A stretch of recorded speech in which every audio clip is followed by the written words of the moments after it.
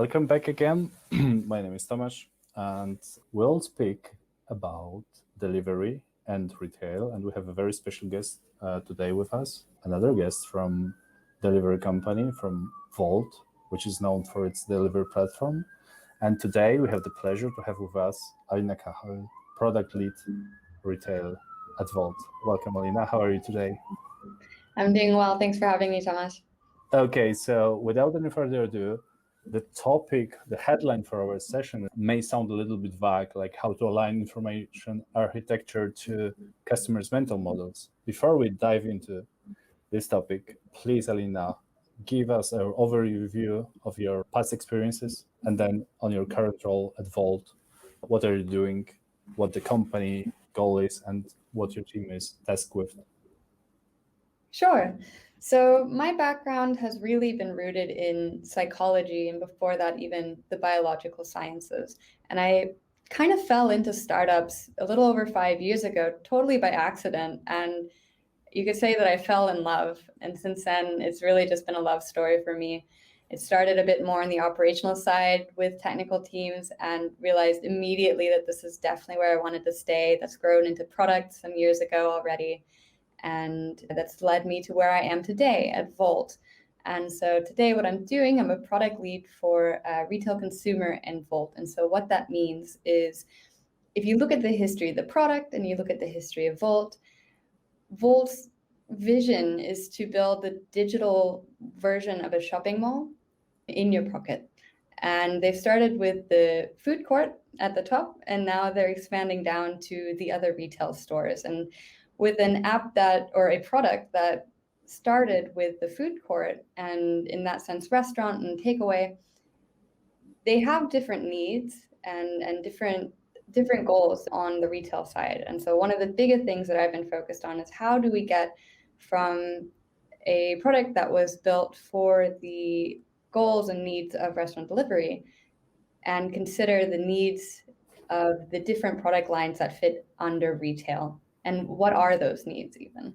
Okay, so we may say you're a part of the actually kind of the new mission at Wolt, and it's somehow aligned with this year's the funding round, because the Wolt raised like the kind of $500 million to go to expand beyond restaurants, so expand new markets. And I assume that your team, your unit, is a kind of like new experiment at Wolt, still learning the new ways how to expand the market, how to go beyond restaurants. Is that right?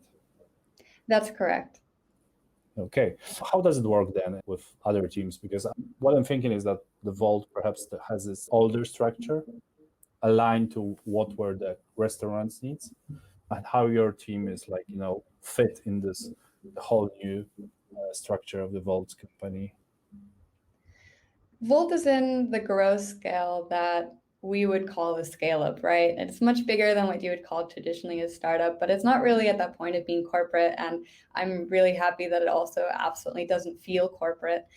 And I think what really makes it work so well is the communication and the trust between the teams, because to the point that you've made, with the way that the product organization has been structured, there is a lot of ownership within your own team, but of course there are a lot of fuzzy areas, let's say, where it could be one team's domain, it could also be another team's domain. As the team has grown, as we've fit new teams into the group. And so what makes that type of ambiguity work so well is just close communication, clear goals, like midterm, longer term goals, and understanding how our pieces of that puzzle come together. That's great to hear, because that's not always the case. Sometimes, the new units are just left alone, like the standalone units, and nobody really cares about if their vision and KPIs are really trackable or aligned to the company's visual. So great to hear that it's not the case at Wolt. So let's talk about the topic we have today. So it's very specific, as I mentioned, maybe a bit vague. So let's explain it. Let's start with how do you define information architecture in your job, in your app? Yeah. So information architecture is the way that your product is set up and how consumers navigate through that product to try to achieve their goals or the tasks that they have. And the simpler or the more intuitive that we can make this, the better it is for the consumer experience. Essentially, the easier it is, the less friction, the more people like to do it. And then the more likely they are to use your product again. Okay, and then we have the mental models. Perhaps me as a consumer, I have some kind of mental model. So what are they? How do you define them? And why are they so important to you? Right. So mental models, this is a psychology part. The mental models are the way that each person has learned and expects something to behave, to work, or to exist. And these can be different based on our personal experiences. So an example for this could be, for me, my mental model for checking on a friend would be sending her a text. But for my mother, that mental model is probably calling her. And then those same types of mental models we bring into our day-to-day. So if we think about retail, for example, we can have the mental model of what it means to put an item into your basket versus what it means in an online platform to put an item into your basket. Okay, so what are the differences between these two models? How do you trying to adapt these mental models into the app itself, and how does being translated later in the app development? I don't know, new features, new flows, new UI, new UX, new customer experience, whatever. How does it work then? Yeah, great question. So e-commerce in general, it's still somewhat new for consumers, right? There's some aspects of e-commerce they've been around for some time, but when we look at like the adoption of it in the average person's day to day and how much of the stuff that we buy is still in person versus buying it online, for a lot of consumers, it's still a relatively new adoption for them. And so what that means is when we are wanting to increase the adoption of these types of consumers into the online retail world and compete with e-commerce, or I'm sorry, with brick and mortar shops that we have in like a more physical world, the way that we can make this very easy for consumers, reduce the friction that they'll be facing, is by making it familiar. And the way that we make it familiar, despite being on a screen or on your phone instead of an experience that you would be having in the real world, is by matching those mental models of how they think about doing certain actions. And so I can give you an example of that. Oh, that would be lovely, yeah. So think about when you go to the grocery store. I'm in. And what do? You walk in and you grab a cart or you grab a basket and you put something in it and you put a few more things in it and you think about it, you look at it, you realize, okay, the thing that I've just put in it, I don't actually want this. You take it back out and you put some more things in your basket. You might have realized that you've forgotten something. You have to go back to a totally different part of the shop from where you are right now. And while you're going, you see some random cool stuff that you didn't know you needed until you saw it. And so you put that in your basket too. You double check that you've got everything that you needed. That's when you commit to going to check out and pay. So you check out, you make your payment, you get the confirmation of your payment, and you leave. And if we want to have a pretty seamless process on your product online, when you're trying to create the same type of experience, we want to model that in the same steps as it would be in the physical world. Mm-hmm. All right. So let me understand. So you're doing this kind of like psychology work, right, behind the scenes, like trying to understand what's my mental models. Let's assume I'm the customer, and then what's next? What happens next with all these insights you're gathering? So this is a big part of product work, is understanding what are the problems that we need to solve, right? And once we've identified the problems, how do consumers think about these problems, and how do they see solutions to these problems, or how do they face these problems in other circumstances? How do they solve these problems in other circumstances? And so once we understand the way that people think about doing the thing that we're trying to solve, we can start thinking about how we can match that in the online world. Because remember, the online world, it's not 2001. the online world has existed for some time too. So of course there are mental models for how to engage in the online world as well. So then at that point you want to benchmark, you want to understand if this is already how are consumers used to behaving with this in an online world. Can we do that any better when we think about how they're used to doing it in a physical world, especially if they're still mainly doing this in one place over another? We create some variations, we test those with consumers, we see how it performs, and that's when we can start working on it. Okay, that's great. I don't know if you will be able to share like any specific details or insights that maybe you could share. Were there any surprises that came up along the way? Like you have some kind of assumption about the customer behavior, and then something happened that absolutely changed your mind, and you realize that maybe you are doing something in the wrong way or not the perfect way.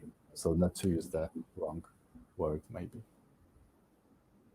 Yeah, I think there's something interesting learning from consumer behavior and just the psychology of spontaneous purchases. In that, if we have a massive amount of items and they're all shown to the user in like one big list, this starts to get overwhelming for the user.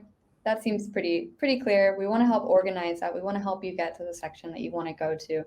And so what we've learned is the organization of that information behind these specific categories and letting you go in from these categories first, it's super helpful for helping you find the thing that you're looking for.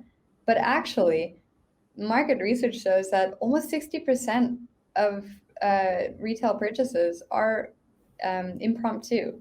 So they're not planned. You're not looking for something specific. You find something along the way, just like when you're in a grocery store. That's and me. you end up purchasing it that way. And so that's also something we have to consider, right? Because it's not just about the information architecture or the way that we organize getting to these different places. It's what are these habits that we as consumers have that in the end of the day, not just help consumers have a good shopping experience, but help us make sure that our basket sizes are desirable and that we're selling the right amount of items, but not just any items, right? We want to make sure the items we surface for consumers are the ones that are going to be relevant and they're interested in. So. Okay. Do you work like in the field, like field interviews with the customers, or are you trying to observe how they shop in the real life and then try to translate them? Do you do this kind of sessions with customers? I'm a big believer in user research, and I really believe that anyone working on like the product design and even over to the engineering side, maybe it's not like a biggest part of your day or a part of every day, but it's a really great way of understanding your consumers more intimately than you would just from a product spec or just from a roadmap vision. And so I really do encourage everyone who works on products to participate now and then, or just listen in on user testing or review quantitative user testing, because nobody can tell you what a user wants more than that user. And I will say also, nobody can tell you less about what they want than a user, because we don't always know what we want. But hearing the perspective and the pain points from those who actually use their products really is a totally different perspective than from those of us who sit on it and work on it all day and have a different perspective, a different knowledge, and a different understanding. That's a really great tip, and I really love it. I can relate to that because in my previous job, I was working in the media industry, and we have some kind of like the interviews with our users, and we were trying to understand how they consume news, like daily news specifically, what they value. And I found it was really hard for me to understand when they are telling the truth, like the very naked truth, the real truth, and when they are saying what they feel about themselves, what their aspiration and how they think about themselves, not how they act actually. So I'm not sure, is there any way to validate which insights are some kind of fake positive, like fake signals, don't go there, don't go that way, and how to choose them, how to understand whether the customers you are interviewing or observing is actually behaving in a natural way, or when he or she knows that she's in some kind of interviews, and then we as a humans have this kind of like model to behave in a different way when we know someone is observing. So is there any way to validate which is good insights to tell one from the other? Yeah, a great practice with user testing that was been taught to me is to ask them to demonstrate how they do certain things. So when they're telling you about ways that they might do something, if you ask them to demonstrate it for you, they're going to fall in the habit of what they do, right? They're going to show you the things that they normally do. And then you can see how that aligns with what it is that they're telling you. And more so, you can see how their understanding of what they do aligns with your understanding of what they do.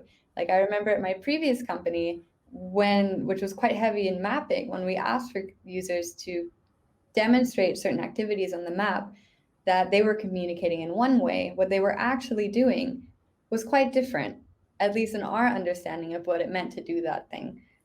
And so having them demonstrate for you instead of just tell you how they do certain things, super beneficial. Okay.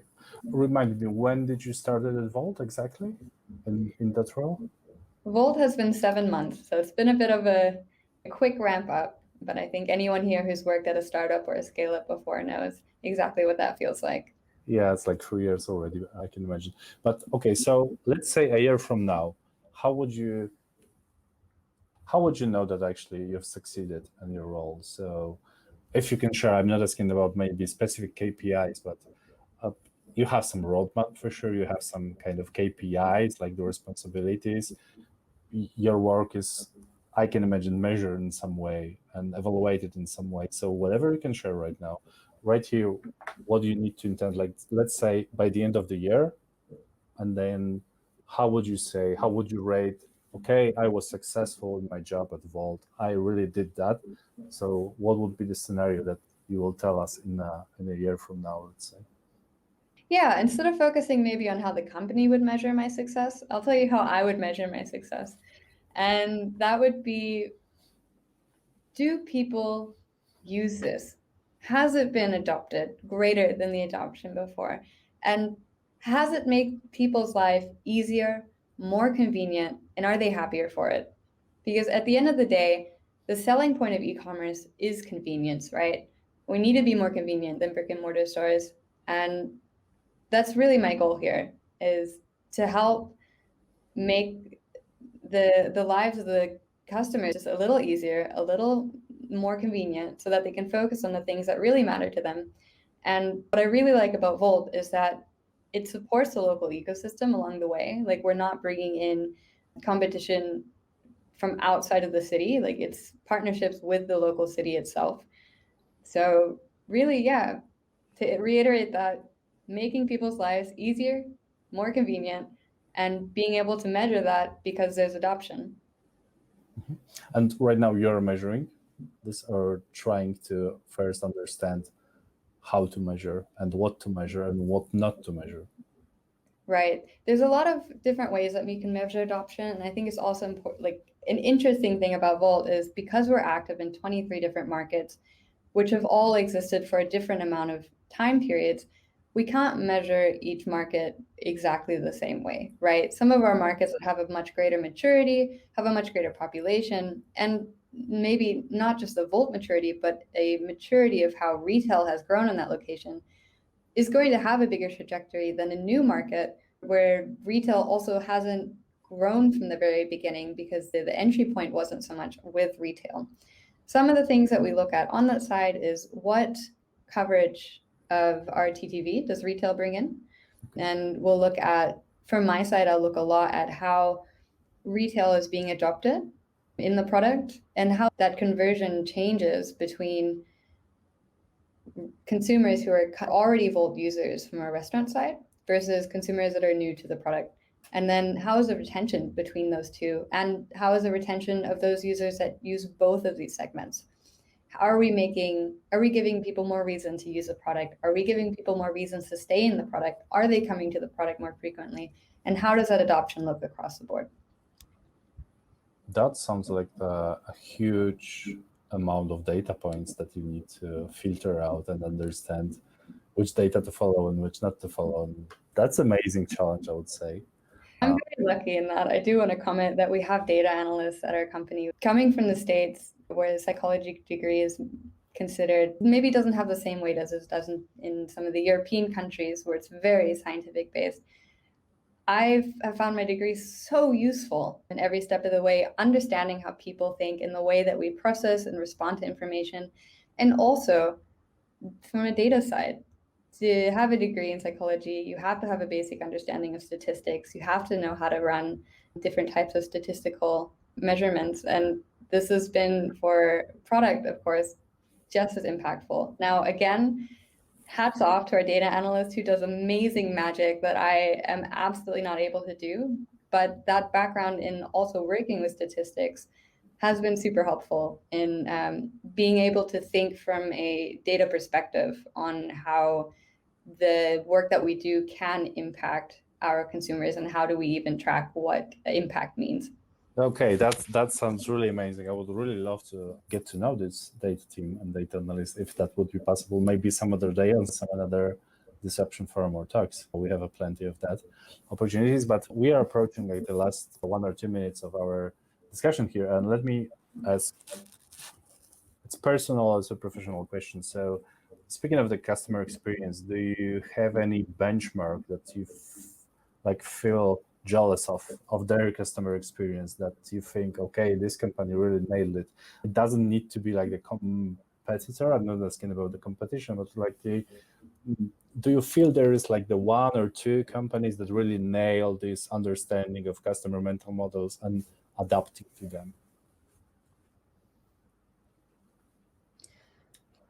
It's a great question. There's a lot of different products that I admire for different aspects. Like if we look into our direct industry area, I think there are certain aspects of Glovo that they've done quite well.